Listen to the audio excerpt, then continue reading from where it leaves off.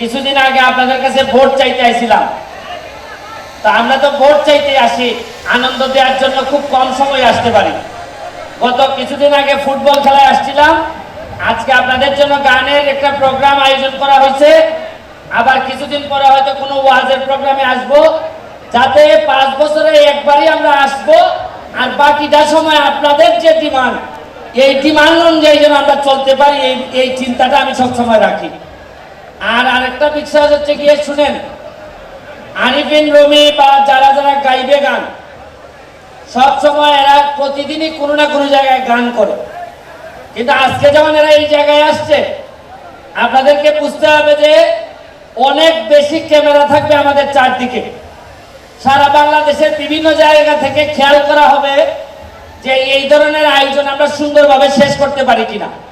সুতরাং আমাদের আচার আচরণ দ্বারা বাইরের মানুষ আমাদেরকে জাজ করবে। আমি তো বলছি আপনাদেরকে যে আমি এমপি হওয়ার আগে বলছিলাম যে মাধবপুরকে আমি এমন ভাবে সাজাবো যে বাইরের মানুষ যেন আকাঙ্ক্ষা করে যে এই এলাকায় একটা বিয়ে বা সম্বন্ধ করা যায় কিনা, এটার জন্য মানুষ আফসোস করবে। আর এখন আমি এমপি হওয়ার পর যদি বিয়ের আলাপ আসে, এটা আমার এলাকার মেয়েই হোক ছেলেই হোক, কথা বলার সময় বুক ফুলাইয়ে কথা বলবা যে বুঝা কথা বলো, আমাদের এমপি ব্যারিস্টার সুমন, আমরা হিসাব করে কথা বলবো। যেন তেন জায়গায় আর সম্পর্ক এখন আর করা যাবে না। আমরা ভালো ছেলে না হইলে বিয়ে দিব না, ভালো মেয়ে ভালো বংশের না হইলে আমরা মাধবপুরে বিয়ে আনবো না। আমি বলছি বিশ্বাস রাখেন, ব্যারিস্টার সুমনকে একবার যেহেতু বিশ্বাস করছেন, বাকিটা ইতিহাস তৈরি করার দায়িত্ব আমার কাছে ছেড়ে দেন।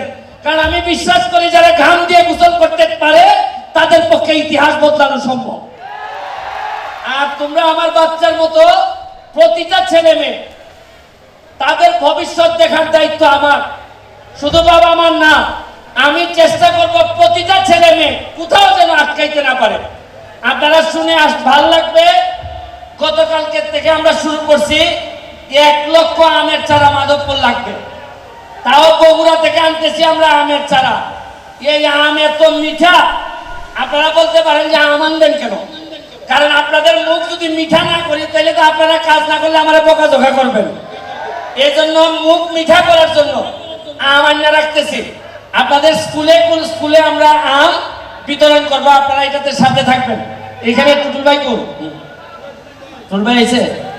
আচ্ছা, আমাদের সুমন ফুটবল একাডেমির সভাপতি, এইখানের সেক্রেটারি সহ আমি আবার হয়তো পরে কথা বলবো। আপনাদেরকে বলবো শুধু শৃঙ্খলা বজায় রাখবেন। 1 সেকেন্ড হচ্ছে গিয়ে যে জায়গা দিয়ে মেয়েরা আছে, ভুলেও কোনো ছেলে এইদিকে যাবেন না। এবং আমি প্রশাসনকে বলবো এদেরকে হাইয়েস্ট সিকিউরিটি দিয়ে এরা থাকবে। এখানে দেখবেন গান হবে, স্বভাবতই কেউ না কেউ একটু নাচতে চাইবে, নাচবেন ওই কোনায় গিয়া, এদিকে আইসা নাচানাচির কিছু নাই। ওই দূরত্ব রাখা আপনারা আনন্দ করতে চান করবেন।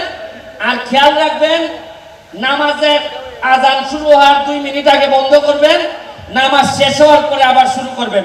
এটা আপনারা যারা স্থানীয় আছেন তারা খেয়াল রাখবেন।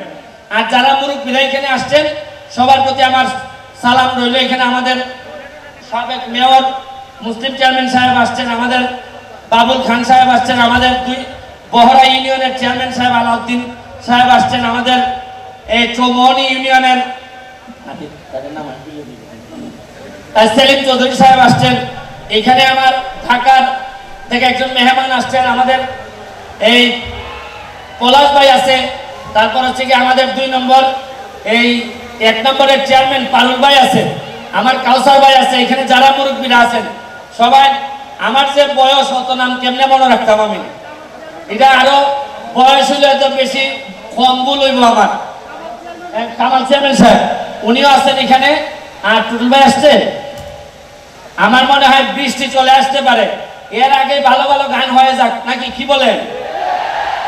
তবে শুনো, বুট একটুই দিসলাই, এবার 5 বছর তার হয়ে যাই ভাই, বুটে কত লাভ, খালি গান বাজনা খেলা ওয়াজ চলতেই থাকবো। কিতা একটাই কও কও।